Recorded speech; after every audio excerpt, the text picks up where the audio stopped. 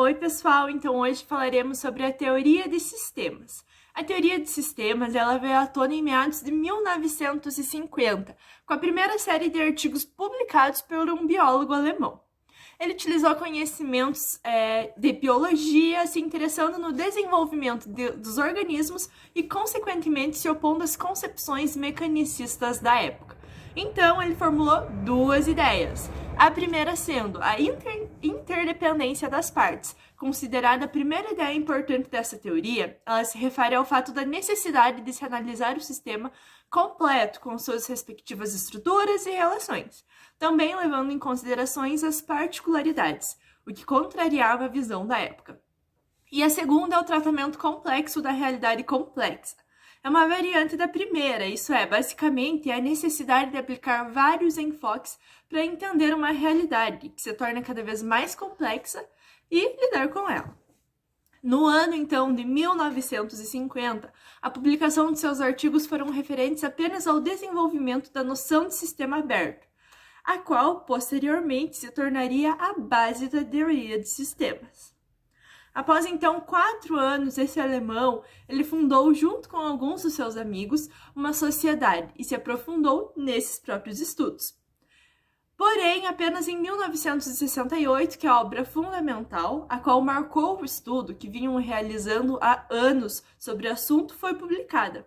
E nela mostrava sua perspectiva à aplicação da sua teoria matemática, ciências da natureza, ciências sociais, entre outras. Em suma, ele quis englobar tudo e não separar as áreas como os estudiosos da época acreditavam que fosse a maneira correta. A teoria de sistemas, então, penetrou rapidamente na teoria administrativa pela necessidade de integração maior das teorias que a precederam. E também porque a tecnologia da informação trouxe imensas possibilidades de desenvolvimento e operacionalização de ideias que convergiram para uma teoria de sistemas aplicada à administração. Teoria geral dos sistemas. A teoria nos diz que uma organização é um sistema composto de elementos ou componentes interdependentes. De acordo com as duas primeiras ideias e o que mostrou ao longo do seu estudo, deve-se levar em conta também que ela não busca solucionar problemas, mas produzir teorias e formulações conceituais para aplicação na realidade empírica.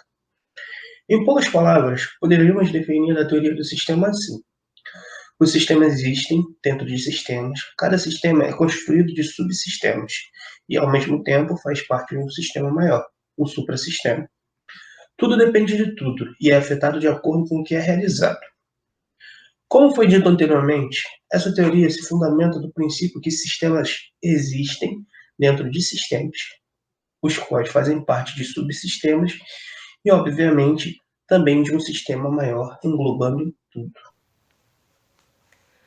Um sistema pode ser definido basicamente como um conjunto de unidades que estão relacionadas na busca por um objetivo ou finalidade. Como essas unidades estão relacionadas, qualquer ação que seja realizada sobre uma delas afetará todas as demais. Qualquer sistema pode ser organizado de uma forma padrão, que se define em 3 partes. A primeira parte é a entrada, também é chamada de componentes ou insumos, que se refere aos elementos ou recursos tanto físicos como abstratos de que o sistema é feito, incluindo aí todas as influências que são recebidas do meio ambiente. Depois nós temos o processo ou sistema de transformação, que é a parte que define a natureza do sistema, porque nela tem processos que interligam os componentes e transformam os elementos que vieram da entrada em resultados. Por fim, nós temos a terceira parte, que são as saídas ou resultados. Essa parte final são os resultados do sistema, isto é, os objetivos que o sistema pretende atingir ou que ele atingiu efetivamente. Além desses itens mencionados, também tem a existência do feedback, que também é chamado de retroação, e que compara o resultado final com um padrão que foi previamente especificado. Os sistemas possuem especificações, então nós podemos diferenciá-los de acordo com suas características. Nós temos, quanto à sua constituição, sistemas concretos, que são descritos em termos quantitativos. Temos como exemplo os equipamentos, coisas reais, ou abstratos, que são filosofias, conceitos, hipóteses, por exemplo.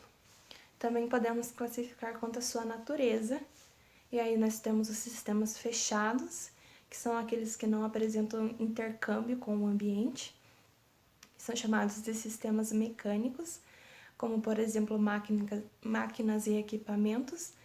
E também temos os sistemas abertos, que são aqueles que apresentam relação de intercâmbio com o ambiente, por meio de inúmeras entradas e saídas, como por exemplo os sistemas físicos. Bom, o sistema técnico é formado por recursos e componentes físicos e abstratos que até certo ponto independem das pessoas, como os objetivos, a divisão do trabalho, tecnologia, instalações, duração da tarefa, procedimentos, etc. O sistema social, por sua vez, é formado por todas as manifestações do comportamento dos indivíduos e dos grupos, como as relações sociais, grupos informais, cultura, clima, atitudes e motivação. A partir disso, observamos que a organização é um sistema aberto, esse que é um dos sistemas criados pelo ser humano e tem como característica sua interação com o meio, indivíduos, entre outros, diretamente relacionado entre si, sendo integrado por várias partes com um objetivo em comum. A organização obtém a homeostase, que é o estado firme, quando alcança o estado de equilíbrio, mesmo com mudanças no ambiente, ou seja, a chamada unidirecionalidade. Também mantém o progresso constante como o desejado. Em poucas palavras, relacionando com a administração diretamente, temos que ela é tudo que envolve planejamento, organização, direção e controle de recursos, diversos para conseguir alcançar determinados objetivos.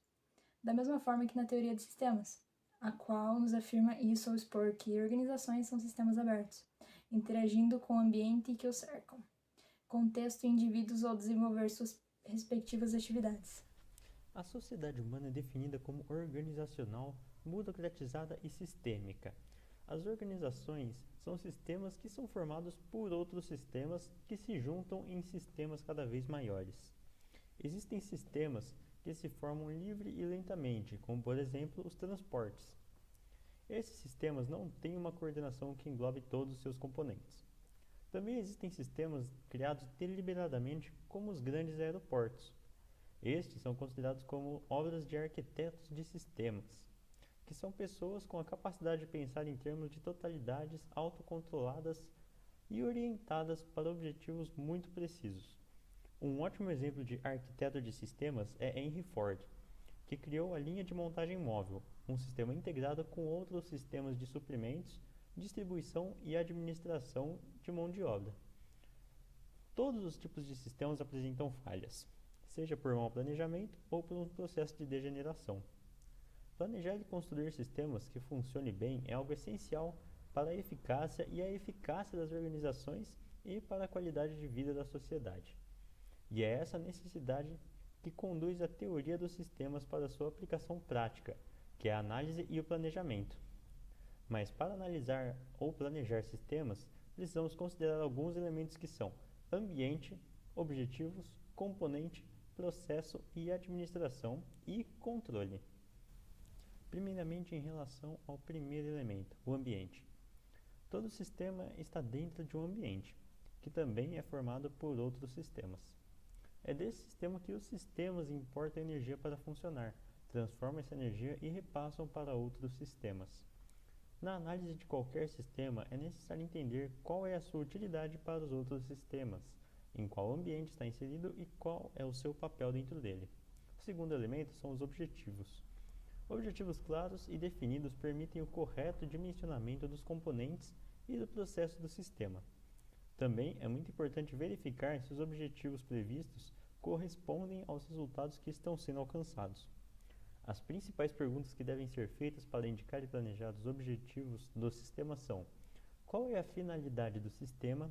Que créditos ou indicadores se utilizam ou se podem utilizar para avaliar a eficácia do sistema? E quem são os clientes ou usuários do sistema? O próximo elemento são os componentes, onde os componentes de um sistema dependem dos objetivos. eles podem ser concretos ou abstratos, como máquinas, pessoas, instruções para operações, peças, entre outros. Algumas das perguntas que se deve fazer na análise de um sistema referentes aos seus componentes são as seguintes: quais as partes, elementos ou componentes do sistema? Qual a natureza de cada componente? Onde esses componentes podem ser encontrados ou adquiridos? O que se deve fazer para obter a participação desses componentes? O quarto elemento é o processo, onde o processo de um sistema é a maneira como os componentes se relacionam para criar uma sequência de operações ou procedimentos que produzem os resultados esperados. O processo cria um ritmo de funcionamento para o sistema. As principais perguntas relacionadas ao processo que se deve fazer na análise e planejamento de um sistema são as seguintes: que operações devem ser realizadas para que os objetivos sejam atingidos?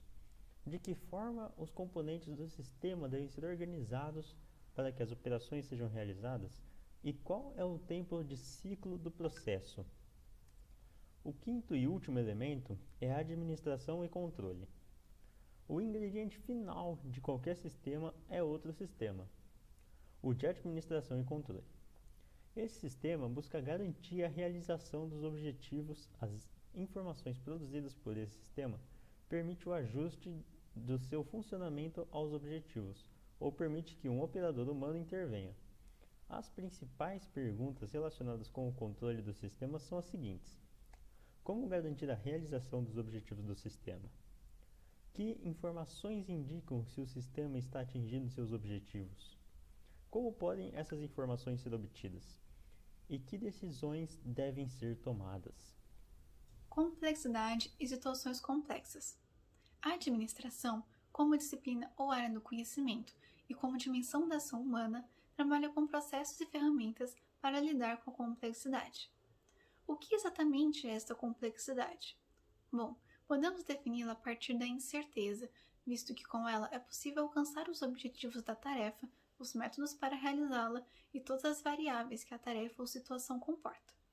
Sendo assim, podemos analisar a quantidade e hostilidade de partes interessadas na tarefa, situação ou problema, a duração do processo, a abrangência, a dificuldade técnica e outros problemas que são relacionados ao dinamismo e às dificuldades impostas pelo ambiente, como a concorrência ou oferta e demanda. Tudo isso analisado afeta e gera diversas situações, das mais variadas possíveis, até as que podem ser consideradas como simples, especialmente na sociedade moderna, visto que ela oferece problemas de natureza complexa causados pela interação de diferentes fatores. Por exemplo, as grandes concentrações urbanas, crise econômica afetando todo o mundo, esgotamento de recursos naturais, transportes, educação e entre outros. Especificando ainda mais, podemos citar os portos e aeroportos, organizações multilaterais, como consórcios de empresas, prefeituras de grandes cidades, entrepostos de abastecimento, cooperativas, montadoras de veículos de todos os tipos e organizações responsáveis por eventos, como as Olimpíadas ou corridas de Fórmula 1. A complexidade está ligada diretamente com o pensamento sistêmico, haja visto que a partir desse pensamento consegue-se resolver seus problemas. Sendo assim, então, o conhecimento da teoria dos sistemas, ele pode nos ajudar a entender a reação que existe entre o sistema humano e o sistema natural, e também com outros sistemas. Também ajuda a entender as inter-relações e as interações existentes dentro de cada um dos sistemas. Assim, podemos ter uma ideia da maneira como eles são formados e organizados.